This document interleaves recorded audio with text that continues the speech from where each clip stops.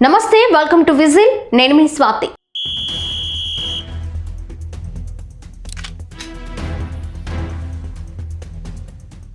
శబరిమల అయ్యప్ప దర్శనానికి భక్తులు పోటెత్తుతున్నారు.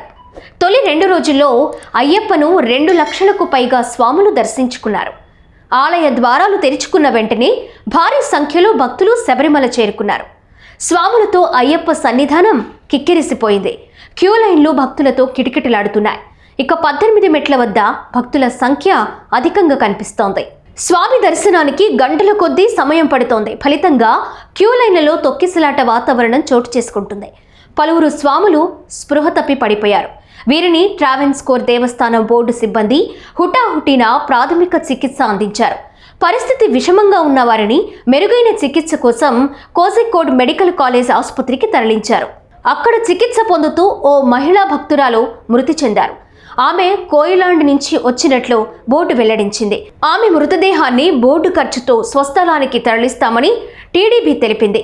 మండలం మరలవెళక్కు సీజన్ ప్రారంభమైన 48 గంటల్లోనే దాదాపు 2 లక్షల మంది భక్తులు ఆలయానికి చేరుకోవడంతో అయ్యప్ప స్వామి దర్శనానికి గంటల కొద్దీ సమయం పడుతోంది. దీంతో పలువురు స్వాములు బారికేట్లను దాటి సన్నిధానికి చేరుకోవడానికి ప్రయత్నించారు. వారిని నియంత్రించడంలో దేవస్థానం బోర్డు సిబ్బంది, పోలీసులు తీవ్ర ఒత్తిడిని ఎదుర్కొంటున్నారు. ఆలయానికి వెళ్లే 18 మెట్ల వద్ద భారీ సంఖ్యలో భక్తులు గుమిగూడారు. ఈ రద్దీలో చిన్నపిల్లలు తల్లిదండ్రుల భుజాలపైకి ఎక్కిన వీడియోలు సోషల్ మీడియాలో వైరల్ అవుతున్నాయి. గంటల తరబడి క్యూలలో నిలబడిన భక్తులు నీటి కొరతతో ఇబ్బందులకు గురవుతున్నారు.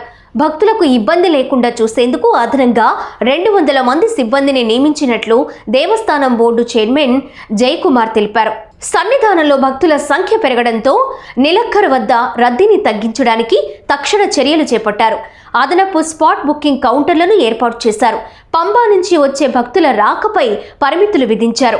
శబరిమలలో ప్రవేశాన్ని రోజుకు 1,00,000 మందికి పరిమితం చేసినప్పటికీ దీన్ని మరింత కుదించారు. స్పాట్ బుకింగ్లు రోజుకు 20,000 మందికి మాత్రమే అనుమతిస్తున్నారు. పరిస్థితి నియంత్రణలోనే ఉందని అదనపు పోలీస్ డైరెక్టర్ జనరల్ శ్రీజిత్ చెప్పారు. స్పాట్ బుకింగ్లకు అధిక డిమాండ్ ఉంటుందన్నారు.